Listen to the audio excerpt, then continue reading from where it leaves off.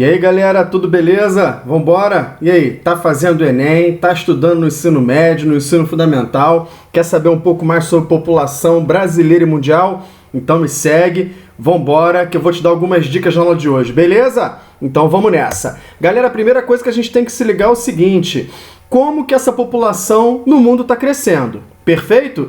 Então, crescimento demográfico. Lá no ano 1, né? Lá quando Jesus Cristo nasceu, né? Tinha aproximadamente 250 milhões de habitantes, né? Essa era uma estimativa para essa época. E galera, presta atenção numa coisa, demorou 1650 anos para essa população inicial dobrar, ok? Então em 1650 tinha aproximadamente 500 milhões de habitantes no planeta Terra. Depois demorou mais 150 anos agora, hein? Para dobrar novamente. Então, na primeira fase foi 1650 anos, na segunda fase só 150 anos para dobrar. E aqui a dobra foi de 250 milhões, né? De 250 para 500. Agora a dobra é de 500 para 1 milhão. Opa, deixa eu voltar aqui que o slide passou. Beleza? Então, presta atenção agora, ó. Mais 150 anos, a população mais do que dobrou. Em 1950, depois então da Segunda Guerra Mundial, você já tinha 2,5 bilhões de pessoas no planeta Terra. Depois, 37 anos apenas para dobrar novamente. 5 bilhões. Galera, o que aqui demorou 1.650 anos para dobrar, aqui em 37 anos dobrou muito rápido. E aqui, lembrando que só dobrou 250 milhões. Aqui, 2,5 bilhões. Tá certo? Ou seja, o ritmo de crescimento após a Segunda Guerra Mundial foi muito rápido. Depois, ó, mais 12 aninhos para surgir mais 1 bilhão, o que demorou 1.800 anos para acontecer, aqui somente em 12 anos. Em 2011, a gente chegou à marca de 7 bilhões de pessoas no planeta Terra, beleza? E aí, várias projeções que mostram que em 2050 teremos alguma coisa perto de 9 bilhões de pessoas no planeta Terra. Tá tranquilo? Aqui tem um gráficozinho que é junto com uma charge, né? Que mostra um pouco essa questão, mostrando então aí, ó, a partir de 1600 como que a população começa a crescer de forma vertiginosa. Tá fechado? Beleza? Então tá tranquilo. Vamos entender então como que esse cenário aconteceu, por que disso tudo ter acontecido?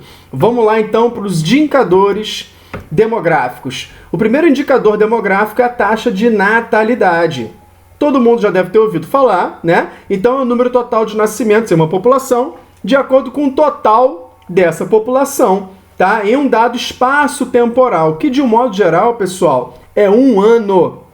Tá fechado? Então, ao longo de um ano, é medido todo mundo que nasce, dividido pela população total, como tá aqui na tabelinha, beleza? Isso a gente chama de taxa de natalidade. Então, vamos entender algumas coisas, ó. Por que você acha que a natalidade está reduzindo? Então, ela está reduzindo por conta de alguns fatores que eu mostrei aqui agora para vocês nesse slide. Então, primeiro, ó, a urbanização, né? Então, o aumento da informação para as pessoas faz com que se reduza a natalidade, né? A logística de criação de filhos, por exemplo, é melhor ou é pior no espaço urbano?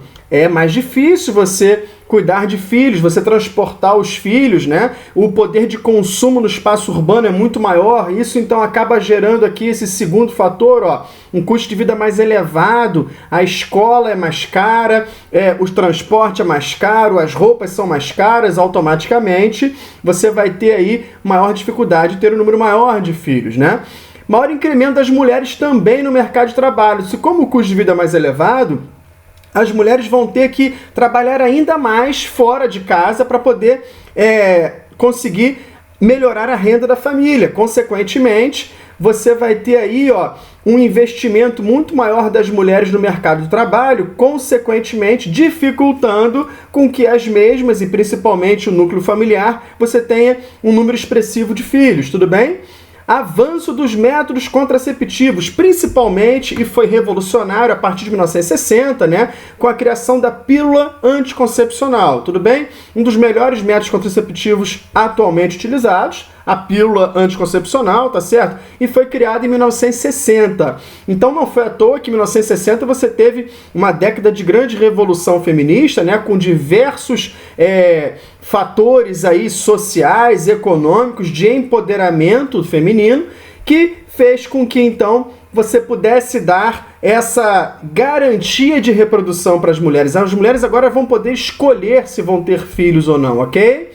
Leis de restrição do trabalho infantil também, né? Aqui no Brasil, a partir da consolidação das leis trabalhistas em 1937, começa então a restrição do trabalho infantil. Consequentemente, aquelas famílias que levavam as crianças para as fábricas, né? Até para o espaço rural também, que daí você começa a ter, a partir da segunda metade do século XX, regularização trabalhista, né? Leis trabalhistas para restringir também o trabalho infantil no campo. Então isso vai fazer com que dificulte também com que as famílias tenham mais filhos, ok? Então, cada vez mais a gente vai ver berçários assim, ó, um pouco mais vazios.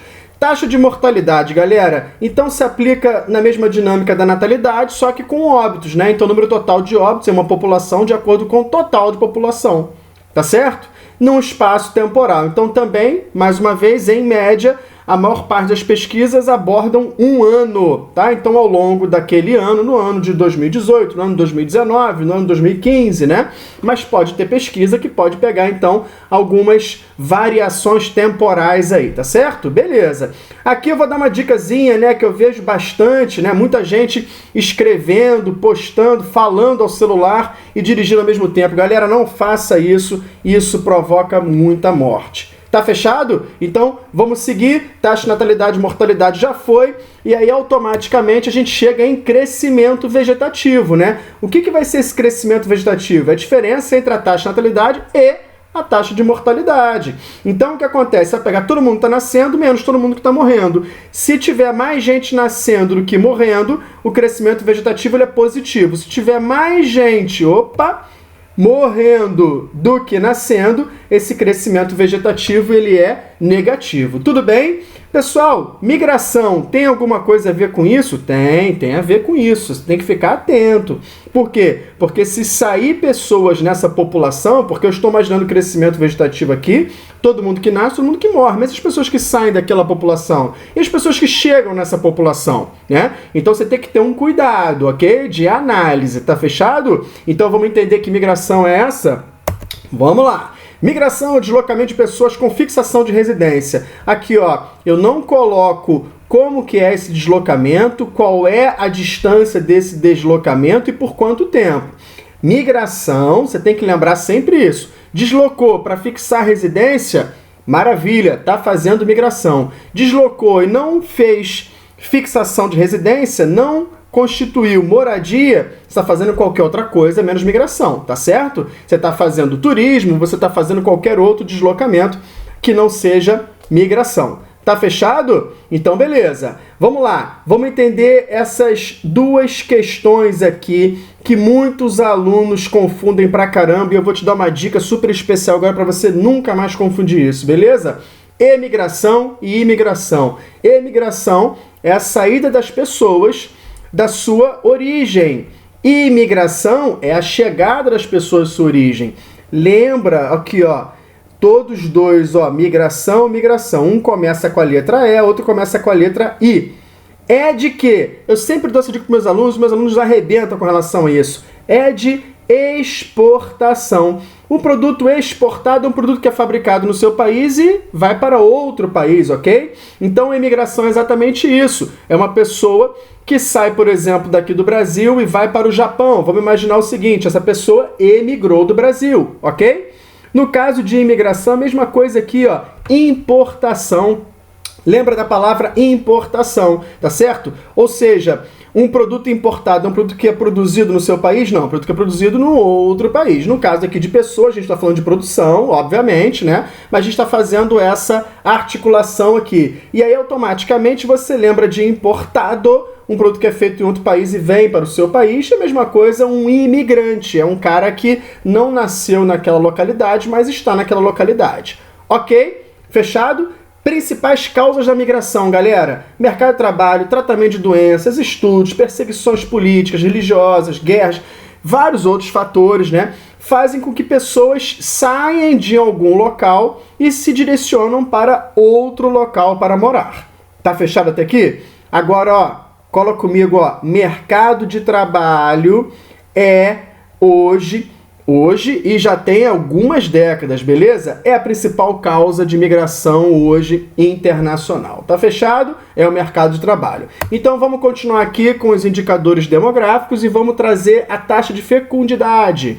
Taxa de fecundidade, então, é o número médio de filhos por mulher em idade reprodutiva. Então, a mulher entre 15 a 49 anos. Se pergunta para todas as mulheres de 15 a 49 anos, quantos filhos você tem? Então, em 1940... quando o censo demográfico foi feito, se perguntou para as mulheres entre 15 e 49 anos, quantos filhos você tem? Em média, o Brasil tinha 6,16 filhos por mulher em 1940, ou seja, 6 filhos e alguma coisa. Tá fechado? No ano de 2010, a gente fechou com 1,9, ou seja, abaixo de 2 filhos em média, tá? Pensa e lembra bem desse númerozinho, 1,9, porque já vou te explicar aqui uma questão bem interessante sobre isso. Tudo bem? Repara também que a taxa de fecundidade ela vai variar no Brasil, né, de acordo com as macro-regiões brasileiras. Repara, por exemplo, que a região sudeste e a região sul, né, tem índices menores de fecundidade. Tá fechado? Aonde a região sudeste chegou no ano de 2010 com o menor índice de fecundidade, 1,7, tá certo? Beleza? E a região norte possui o maior índice de taxa de fecundidade lá em 1940 e permaneceu também para 2010. Tudo bem? Existe relação entre renda e número de filhos? Sim, existe essa relação. Quanto menor é a renda, maior é o número de filhos em média. Tudo bem? Tranquilo? Então, vamos para a taxa de reposição, que é aquele númerozinho de 1,9 que eu pedi para você ficar de stand-by aí, ó. O que vai ser a taxa de reposição? É um indicador que mostra, em relação à taxa, a quantidade, né, se a população será reposta no futuro ou não. Então, o que vai ser isso, ó? Para ser reposta aquela população, então, 2 pessoas, né, e hoje a medicina já evoluiu bastante na questão reprodutiva, mas ainda não tem jeito, tem que ter um homem e uma mulher no processo. Então um homem e uma mulher, 2 pessoas, tem que deixar pelo menos mais 2 pessoas, beleza? E aí a população vai ser reposta. Professor Luciano, e o que é esse 1 aí? 1 é apenas uma garantia, na verdade é 15, né? E esse 1 vai ser exatamente o quê? Caso os filhos morram antes da morte dos pais, tá ok? Então, uma garantia de reposição nesse caso, a taxa de reposição, então, vai ser esse indicador. Se a taxa de fecundidade, então, estiver acima de 2,1, a população está sendo reposta. Abaixo de 2,1, a população não está sendo reposta. E eu coloquei aqui para vocês esse gráfico que mostra um pouquinho essa questão. Ó, em 1960, como as famílias eram mais numerosas, né? E aqui, ó, a partir do ano de 2020, como as famílias estão ficando cada vez menos numerosas com uma menor quantidade de filhos. Aí vale lembrar um pouquinho também os slides anteriores quando eu falei das causas da redução da natalidade, ok? É tudo aqui articulado, galera. Vamos para dentro. Transição demográfica. Esse gráfico, ele é importantíssimo que você anote no seu caderno, importantíssimo que você estude e preste bastante atenção agora, porque é um gráfico que vai mostrar para você várias possibilidades de questões no vestibular, tá certo? O que vai ser então, ó, essa transição demográfica? Então anota no seu caderno aí, ó, transição demográfica é a passagem de altas taxas de natalidade e mortalidade para baixas taxas de natalidade e mortalidade. Tudo bem? da fase 1 até a fase 4. Existem algumas metodologias diferenciadas de transição demográfica, tá certo? Mas a base é essa, tá ok? Tem alguns que botam 4 fases, 3 fases, 5 fases, mas enfim, o que importa é isso que eu acabei de falar. É a passagem de altas taxas de natalidade e mortalidade para baixas taxas de natalidade e mortalidade, ok? Então na fase 1 você tem uma variação aí na mortalidade, de acordo com peste, de acordo com fome, né? E por aí vai. Você vê que a natalidade não varia tanto, tá? E aí depois, ó, numa segunda fase você tem uma redução bastante grande da mortalidade e uma queda bem reduzida da natalidade.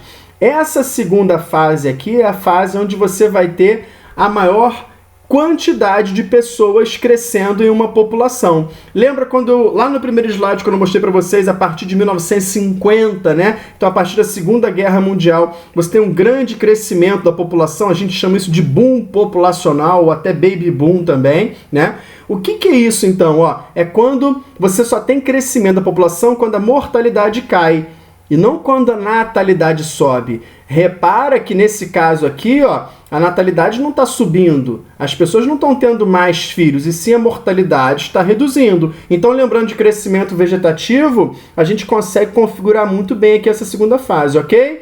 Chegando na terceira fase, então, você tem uma redução maior da natalidade, chegando aqui numa quarta fase, nessa variação. Agora, galera, lembrando, a natalidade pode ter algumas variações de acordo com políticas públicas, né, para pró-natalistas, né, que podem possibilitarem um aumento dessa natalidade, mas índices de século XX a gente não consegue mais atingir. Tá fechado? Numa próxima aula eu aprofundo esse assunto aqui com vocês, ok? Então vamos só ler alguma coisa aqui, ó, embaixo que eu botei para vocês. Ó, a população mundial continua crescendo, porém ritmo cada vez menor. Tá fechado? Então o ritmo de crescimento tá cada vez menor. Tá fechado? Vamos lá então seguir para a esperança de vida. Então é a média em anos de uma população pode viver, né? No caso, se mantém os indicadores no ato do nascimento. Então esperança de vida ou expectativa de vida é a mesma coisa, tá ok? Só que esperança de vida é mais bonitinho, né? Tem um quê aí um pouco mais positivo, né? Expectativa é uma coisa mais negativa, esperança é uma coisa mais positiva, enfim. Esperança de vida ou expectativa de vida é a mesma coisa. E eu coloquei para vocês aqui 2 indicadores. O primeiro, que é o que tem a ver com o nosso slide diretamente, né? Expectativa de vida ao nascer. Repara que em 1940 você tinha uma média aí de 45 anos. Então quem nascia em 1940, em média, ia viver 45 anos, e isso foi crescendo, tá certo? Em 2017 a gente tem aqui, ó, 76 anos em média, com as mulheres vivendo mais do que os homens. E caramba, a mulher não é sexo frágil? A mulher, então, ela vive mais do que os homens? Sim, a mulher vive muito mais do que os homens, né? As mulheres se envolvem menos em briga de trânsito, as mulheres se envolvem menos em guerra, as mulheres se preocupam, em média, né, mais com a saúde do que com os homens. Então, consequentemente, as mulheres vão viver mais do que os homens, ok? Tudo bem? Na média, 76 anos aqui, tá certo? Esse outro gráfico que eu trago para vocês aqui é para a gente aprofundar rápido a taxa de mortalidade. No caso aqui, a infantil. A infantil é de 0 até 1 ano de vida, tá ok? Então, ó, repara que em 2017 chegamos aí a patamares bem baixos, perto de 12 óbitos, né, por 1.000 nascidos vivos, tá ok? E isso em 1940 era muito alto, né? Então, a chance de uma criança morrer em 1940, antes de completar 1 ano de vida, era muito alto, e esse índice foi sendo reduzido, né? Algumas políticas públicas podem responder a esse cenário, através do avanço na água tratada, um avanço no tratamento médico, investimento em saneamento básico, dentre outros fatores. Tá fechado? Vamos partir então para as pirâmides etárias agora, galera. Vamos entender rapidamente isso aqui. Tem muito aluno meu também que confunde, tem dificuldade em enxergar a pirâmide etária. Galera, a pirâmide etária é um gráfico que você vai ler o quê? É a distribuição da população por faixas de idade. Faixas de idade de 5 em 5 anos, né? Então de 0 a 4, 5 a 9, 10 a 14 e assim vai. Tudo bem? O que a gente lê aqui, ó? os jovens de 0 a 19 anos, adultos de 20 a 59, idosos de 60 anos ou mais. E professor, mas o idoso não é de 65 anos? Não, isso a gente está falando na questão legal, né? Na questão populacional e demográfica, o idoso é considerado 60 anos ou mais, tudo bem? Agora, repara que existem já algumas metodologias que estão colocando esse idoso num patamar etário mais elevado. Por que isso? Porque hoje, uma pessoa com 60 anos, ela tem uma saúde muito melhor do que há 30, 40 anos atrás. Tá fechado? Então, uma pessoa hoje de 60 anos não é considerada, não tem os grandes problemas da velhice como tinha há 30, 40 anos atrás. Tá fechado? Aqui essa pirâmide etária ela é interessante porque ela mostra uma pirâmide etária de 2012, né? E uma pirâmide etária de 2018, né? Uma comparação de 12 com 18. Repara que em 12 você tinha aí, ó, uma quantidade maior de pessoas nas faixas etárias menores, nos jovens, e essa parte aqui da pirâmide etária dos jovens a gente chama de base, então coloca no seu caderno aí, jovens é igual a base, adultos é igual ao corpo da pirâmide, e idosos é igual ao topo ou o ápice da pirâmide. Tá fechado? Então, quando uma questão estiver falando da base da pirâmide, você já sabe que são os jovens e é de 0 a 19 anos. E repara então que de 2012 para 2018, você tem um número menor aí de população. O que significa isso? Significa que está nascendo menos gente. Tá certo? Então, estou confirmando aqui, dentro da pirâmide etária brasileira, esse cenário. E se a expectativa de vida está aumentando, ou a esperança de vida está aumentando, repara que em 2018 tem mais gente em grupos etários mais altos do que em 2012. Tá fechado? E repara também, ó, como as mulheres vivem mais do que os homens. Ó, tem mais mulher em 80 anos ou mais do que homens, percentualmente falando. Tá certo, galera? Estão entendendo tudo? Maravilha! Então, ó, muito obrigado por essa aula. Por favor, se curtiu, se inscreve no canal, curte essa postagem, pode compartilhar à vontade essa aula e me segue nas próximas aulas. Fechado? Um forte abraço do professor Luciano Paz. Valeu, galera! Forte abraço. Tchau, tchau.